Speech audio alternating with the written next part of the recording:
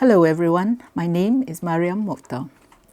There was an absence of magnanimity except only an abundance of arrogance when Prime Minister Anwar Ibrahim slammed his critics for being inflexible when he accused them of exaggerating and politicizing small issues. If only Anwar would stop living in denial and start to connect with the electorate instead of just placating the Malays and having minimal engagement with the non-Malays. He could at least try to be the Prime Minister for all Malaysians at all times and not just in the run-up to the general election. He should leave his ego at home and stop taking criticisms personally.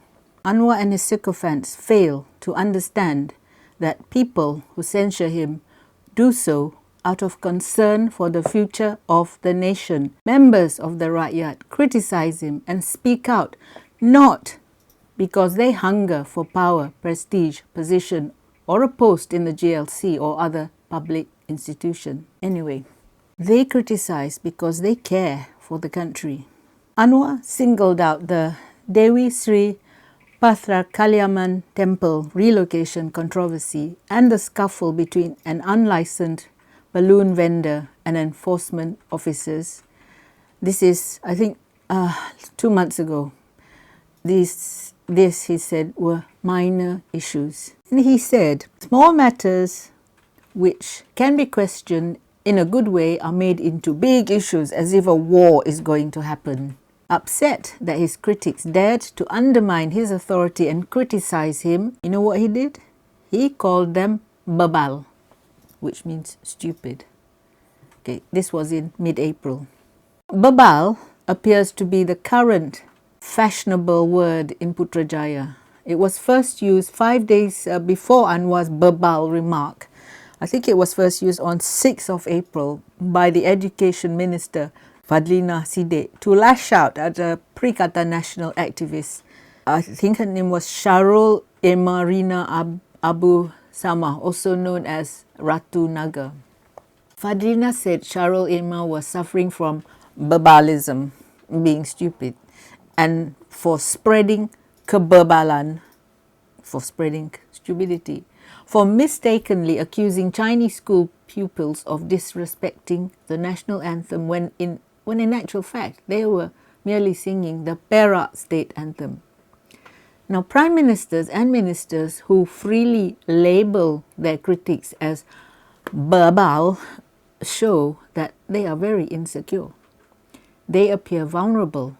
They lack intuition and they are out of touch with the electorate. Instead of processing and paying attention to what had been said and taking note of any constructive criticism, these ministers, they fail to listen hard to what their critics are saying.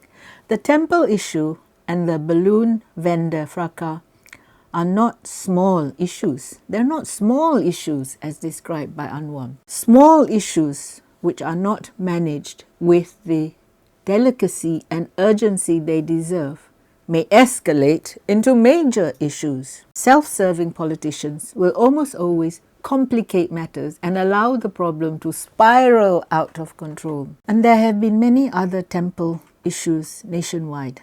If you recall, in 2018, the 120-year-old sea-filled Sri Maha Mariamman temple in Subangjaya, the issue arose from a relocating problem between the temple authorities and the developer.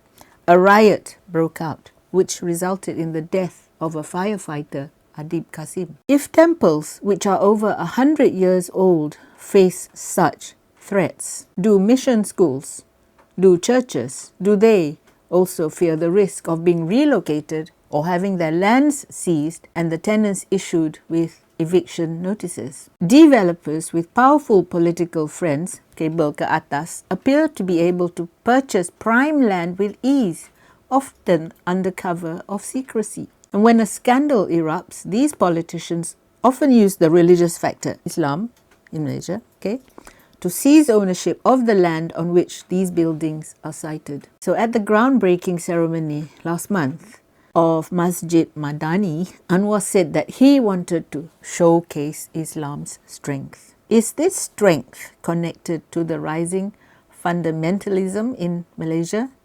An increasingly conservative Muslim society does not bode well for a multicultural Malaysia. And the following examples that I'm about to give you are probably small issues, small for Anwar. He may recall that last Ramadan, an old Malay man slapped a non-Malay for eating in a shopping mall.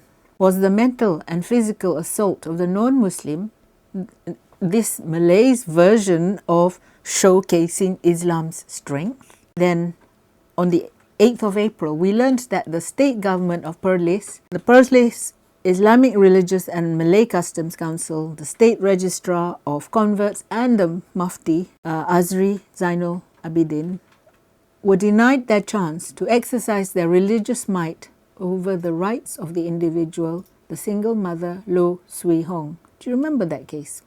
Lo's 3 children, all Hindus, were unlawfully converted by her former abusive husband. The Perlis authorities demanded Lo bring the children up as Muslims. Now, which politician dared show support for Lo?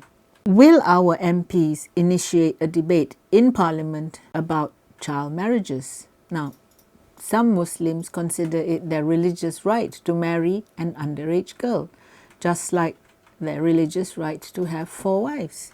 When Bernama reported a rise in incest and statutory rape cases in Kelantan, the most conservative state in Malaysia, only the Bentong MP, young Saifura Othman, expressed disgust. The other MPs, including the Prime Minister, Minister in the Prime Minister's Department in charge of Islamic Affairs, Mariam Mokhtar, and the past President, Abdul Hadi Awang, all of them said nothing.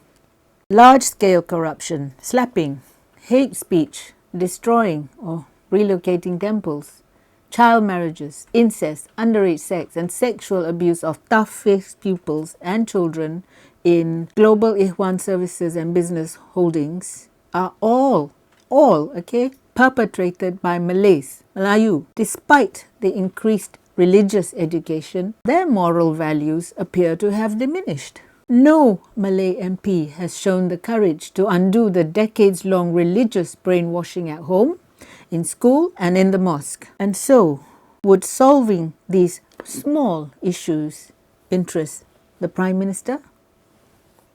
Thank you for listening. Speak to you soon.